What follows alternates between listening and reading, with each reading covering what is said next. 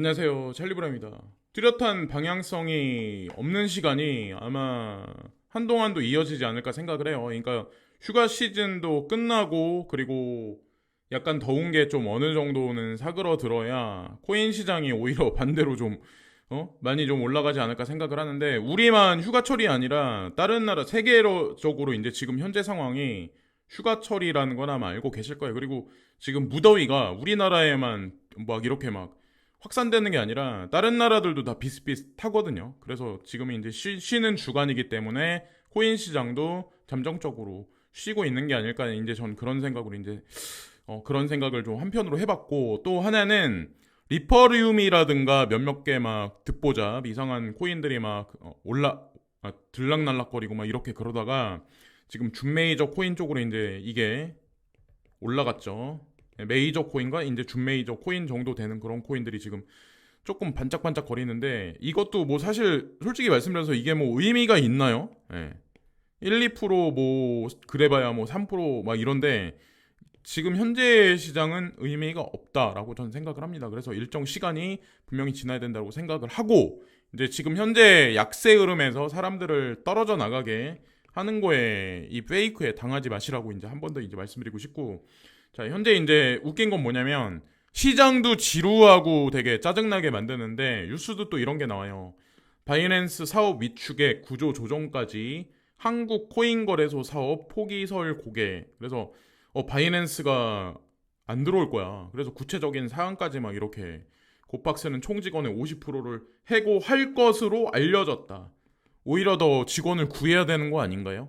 서버를 증설하고 만약에 오픈하면 되게 많은 일들이 벌어질 텐데 저는 왠지 오픈할 것 같은데 그렇게 머지 않은 시간 내에 자 지나가는 김에 이제 말씀드리고 여기 지진에 관한 얘기인데 예전에 이제 댓글 달아주셨던 것 같은데 켈리 사는데 저 지진 때 이야기 현실입니다. 우리나라에도 지진이 났죠.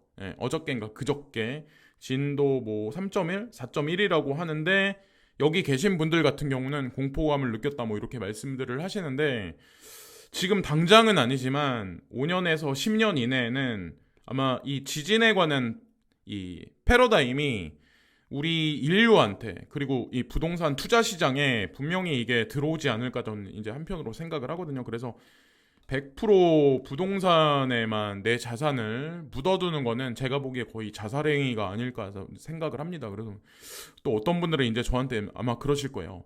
기술이 얼마나 진보했는데 내진 설계가 있는데 뭐 이런 식의 말씀을 아마 하실 거예요. 근데 진도의 강도도 과거보다 점점점 올라갑니다. 지금 뭐 진도 7.0 나면은 뭐 이거 같다. 뭐 일본 그러잖아요. 예를 들어서 9.0이 났다.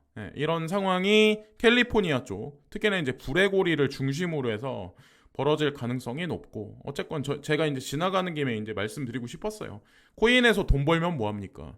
뭐 이렇게 돼서 콘크리트 깔리면은 그냥 순간적으로 사망하는데, 어쨌건 의식을 해야 된다는 거죠. 의식을 하실 분도 있을 거고, 이런 거에 관해서 의식을 안 하실 분들도 있겠지만 저는 이런 거에 관해서 의식을 해야 된다라고 생각을 하거든요. 내가 이주하는 어떤 그 주거 공간에 관해서. 그래서 아마 고층 건물에 관한 패러다임이 조금 전환되는 시점이 오지 않을까 이제 전 한편으로 생각을 하고 이 우크라이나 재건 사업에 국내 통신 플랫폼 기업 참여 의사를 밝혔다. 그래서 구체적으로 SK텔레콤, K, LG U+, 그리고 거기다가 제가 알기로는 한국수자원공사인가?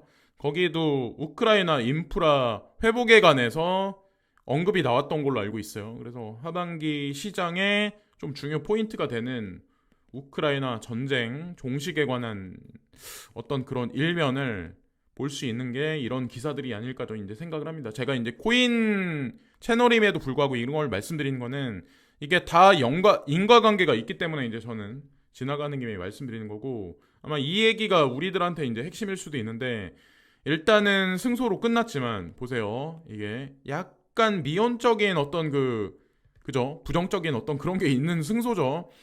SEC의 항소는 XRP 보유자에게 차질이 없을 것입니다. 그래서 뭐 이 얘기가 나왔는데 그리고 나서 항소를 뭐 2주 이내에 하겠다. 그리고 2주 이내에 진행되고 30일이 걸릴 거다. 이거를 다 종합적으로 계산해 보면 한 9월 정도 됩니다.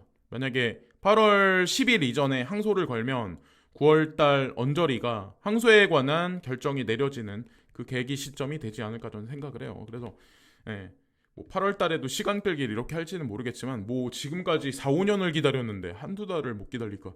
자, 그리고 이거는 CTC 코인에 관한 얘기인데 중요하기 때문에 이제 지나가는 김에 말씀드리려고 간간히 이제 댓글로 여쭤보시는 분들이 있어요. 이거 뭐 사라졌냐 뭐 어쩌든 사라지지 않습니다. 이 열심히들 일들 하고 계세요. 글로아 대표가 나이지리아 대통령 취임식 찾은 이유는 이거는 없는 얘기를 꾸며낸 것도 아니고 실제로 제가 알기로는 오태림 대표가 5월달 말에 여기 이제 이 대통령 취임식에 초청돼가지고 간 걸로 알고 있어요. 그래서 한국 정부에서도 특사를 파견했던 걸로 알고 있거든요. 그래서 정부하고 관련해서 뭔가를 추진하고 있는 게 아닐까라고 이제 생각을 한번 해봅니다.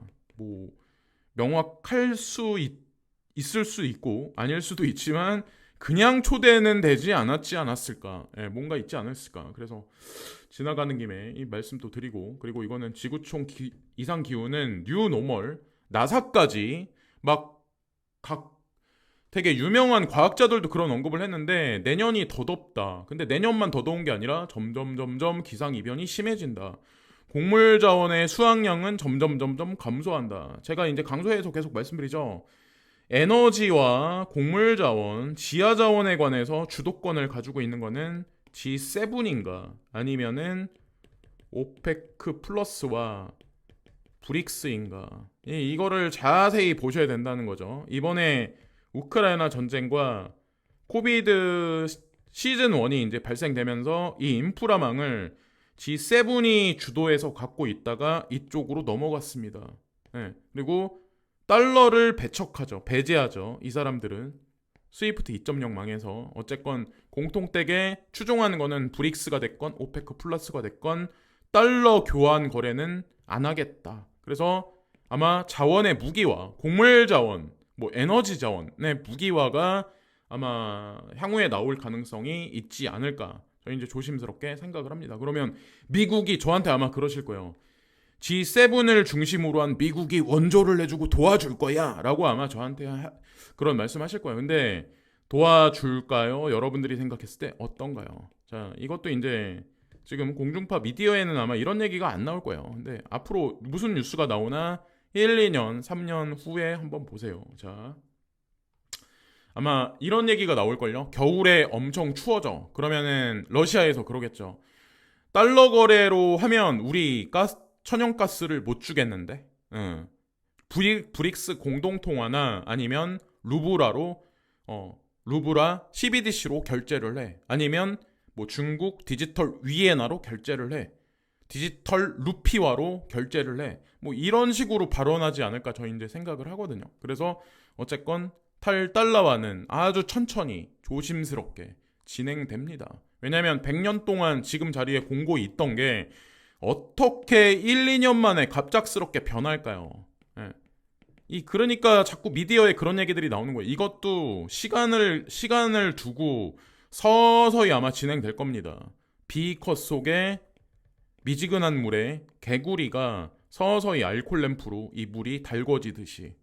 과거에 100년 동안 그래 왔잖아요. 그래서 100년이 걸린다는 얘기는 아니겠지만 그거보단 짧겠지만 어쨌건 서서히 진행되지 않을까 생각하고 에너지의 중요성에 관해서 어저께도 이제 말씀드렸던 것 같은데 일본의 비상 글로벌 가스 비축 제한.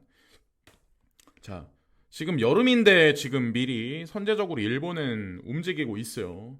뭐 왜 그런지 알 수가 없죠. 근데 여기 국제 핵 찰쌀 기구 이미 미국과 일본과 같은 회원국들에게 긴급 상황에 대비해 최소 91분 순 수입량에 해당하는 전략적 석유 비축을 요구하고 있다고 블룸버그는 전했다. 그래서 지난 2월에도 그랬었는데 이런 얘기가 7월 22일 날 있었어요. 그래서 에너지의 중요성이 대두되고 있습니다. 우리 집 같은 경우도 원래 에어컨 트는 거를 별로 안 좋아하거든요. 근데 요즘에는 에어컨 트는 게 아침부터 일상이 돼버린 것 같아요. 별로 좋진 않죠. 사람 몸에. 의도적으로 이제 기온을 내리는 건데. 버핏 전 세계가 침체 가리키는데 천연가스의 베팅. 어저께도 이제 말씀드렸던 것 같은데 구체적인 사항이 여기 코브 포인트 LNG 지분의 70%를 확보하게 됐다. 여기 점점점 2020년부터 점점 에너지에 관해서 늘려나가고 있는 현재의 실정입니다. 자, 그래서 보세요. 러시아와 오페크 플러스가 어떤 식으로 나오는지 아마 다 예고돼 있는 일인 것 같아요. 러시아와 브라질 거기다가 상호 무역 증진을 위한 과정 공식 설립을 했다. 그래서 거래량이 작년에 사상 최고치를 기록했다. 여기서 달러로 결제를 할까요? 뭘로 결제를 할까요? 자, 이게 말도 안 되는 일들이 점점 벌어지고 이 브릭스 플러스는 점점 서로 간에 무역 거래량을 늘려나갑니다. 네, 기존에는 제가 알기로는 브라질도 그렇고 멕시코도 그렇고 미국과 거래가 잦았어요. 당연히 이제 남미에 있는 국가니까 북미하고 가까우니까 그럴 수밖에 없죠. 근데 이게 이렇게 돼버리네요. 지금 현재 상황이. 자, 이렇게 지금 진행되고 있고 탈달러화를 이제 올해 초 브라질리아는 중개자로서 미국 달러를 포기하고 베이징과 상호 통화 무역 협정을 체결했습니다. 그래서 브릭스가 이제 브릭스 플러스가 되면서 41개국이 들어갔고 거기다가 이제 5개국이 아니라 지금 현재 이렇게 되고 있고 점점 이제 좀 세계 기구가 점점 바뀌어지고 있어요. 어쨌건 스위프트 2.0망의 이 핏줄은 모세혈관에서 굵은 핏줄로 변하고 이 핏줄을 통해서 많은 일들이 향후에 벌어지지 않을까 생각을 합니다. 중심에는 이 친구가 있는 거고 그리고 기존에 있었던 스위프트 1.0망의 해체와 스위프트 1.0망의 에너지는 스위프트 2.0망으로 넘어가는 그런 모습이 그려지는 게 아닐까라고 이제 전 생각을 합니다. 자, 오르반 헝가리 총리는 10년이 지나면 영국, 이탈리아, 프랑스가 세계 10대 경제권을 떠나고 독일은 10위로 떨어질 것이라고 말합니다. 그래서 유럽 연합은 고립과 경제적, 정치적, 문화적 개토로 향하고 있다. 그래서 헝가리 총리가 공식적으로 이런 얘기를 오피셜하게 했거든요. 기존에 있는 선진국 자리에 신흥국가, 개발도상국들이 서서히 이제 진행이 되는 거죠. 그래서 10년 후에는 이런 모습이 보여질 거다. 우리가 생각하는 선진국이 되지 않을 거다. 우리가 생각해서 허접하다고 생각하는 중국이라든가 인도라든가 이런 국가들이 이제 서서히 부상을 하는 거죠. 뭐 브라질, 거기다 뭐 인도네시아 이런 데죠. 이런 데들이죠. 그래서 이렇게 지금 벌어지고 있는 게 아닐까. 그리고 이제 저한테 이제 그런 분들이 있어요. 비트코인이 상승을 하려면 바이낸스가 망해야 돼? 이 논리는 도대체 어디서 나온 건지 모르겠는데 왜 그러냐면 한번 생각을 한번 해보자고요. G7을 필두로 한 여기 이제 G7에는 IMF 통화바스켓에 있는 국가들이 여기 유로존에 있는 국가들도 대거 포진해 있습니다. 미국도 들어가 있고 영국도 들어가 있고 일본도 들어가 있습니다. 근데 한번 생각을 한번 해보자고요. 만약에 이들이 먼저 선제적으로 전 세계 무역 거래량에서 40% 정도를 차지하는 게 지금 달러예요. 근데 미국이 비트코인을 옹호하는 발언을 했다. 디지털 달러를 옹호하는 발언을 했다. 그러면 현물 경제가 어떻게 될까요? 지금 현재 상황에서. 기존에 있는 공식 자체가 전부 다 와해될 텐데 카오스 상황으로 급작스럽게 들어가죠. 그러니까 선진국들은 알면서도 후행해서 움직일 가능성이 높은 거고 오히려 탈달러화를 주장하는 오페크나 브릭스가 선제적으로 움직일 가능성이 높은 거죠. 이거를 단순 논리로 이분법 논리로 미국 아니면 중국 아니면 뭐 미국 이런 식으로 해석하면 이 말을 아마 이해를 못 하실 거예요. 근데 언제나 말씀드리지만 1인칭, 2인칭 관점이 아니라 3인칭 전지적 작가 시점, 3인칭 시점에서 그냥 신관점에서 내가 지구라는 땅덩어리 전체를 바라본다는 관점으로 보면 제가 말씀드린 이게 아마 이해가 되실 수도 있어요. 중국도 미국도 장기말의 말일 뿐이다. 전 세계에서 내가 만약에 상거래 활동을 한다면 빈 공간을 채우고 극도로 많이 꽉 차 있는 공간은 비우고 서큘레이션으로 회전을 시켜주는 게 그게 맞는 겁니다. 그냥 이분법 논리로 아마 해석을 하면 아마 이걸 이해를 못 하실 거예요. 그래서 오히려 미국보다는 동아시아 위주로 조금 더 많이 확장될 이 가상자산 세계는 확장될 확률이 저는 이제 높다라고 생각합니다. 그게 아마 바이낸스의 확장과 동아시아의 주축으로 된 여러 개의 거래소들 있잖아요. 그런 거래소들 성장하고 아마 매칭되지 않을까 저는 이제 생각을 해요. 여기 보면은 차이나 GDP, 뭐 인도 그리고 US GDP 있는데 이거를 IMF와 골드만삭스가 예측을 했어요. 2023년에 2028년, 2075년이 되면 이렇게 될 거야. 근데 사람들은 그 얘기를 하죠. 중간이 없어. 중간 과정은 대중들은 얘기를 안 해요. 근데 중간 과정을 보면 벌써 2075년이 되기 전에 벌써 흐름이 바뀝니다. 인도가 두 번째 자리에 들어간다는 걸 아마 이걸 제가 언제나 말씀드리지만 사람들은 개인의 데이터를 기반으로 한 피셜을 뽑는 게 아니라 IMF나 골드만삭스, 맥킨지 컨설팅이나 이런 데 있잖아요. PwC 이런 데는 객관적인 데이터를 근거로 해서 이런 거를 예측을 합니다. 저는 그거를 보고 말씀을 드리는 거고, 근데 개인들은 본인의 성향이나 이런 걸 가지고 단순 협소한 논리를 여기다 대입을 시키죠.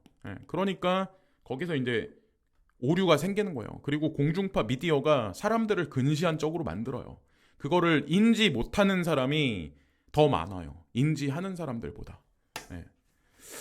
자, 여기까지 말씀드리면서 오늘 방송을 마치겠습니다. 오늘도 좋은 하루 되세요. 좋은 하루 되시고, 그리고 가상자산 시장에 관한 확신과 믿음을 접지 마세요. 내 인생이 바뀔 수 있는 어떤 중요한 시기가 점점점 다가오고 있습니다. 오늘도 시청해주신 많은 분들께 깊이 감사드립니다. 감사합니다.